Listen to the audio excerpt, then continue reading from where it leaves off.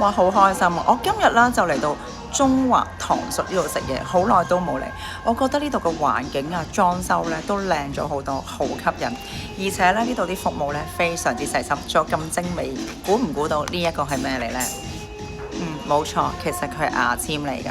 嗱，今日咧我就好開心啦，食呢個叫做細味人參套餐，一個人食咧都冇問題。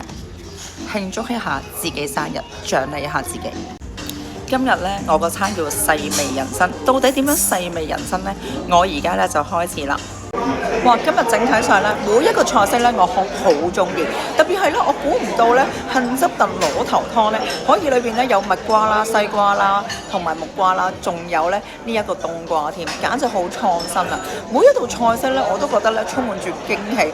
點解會有珍寶珠呢一個構思嘅咧？直情咧童年回憶都翻晒嚟啊！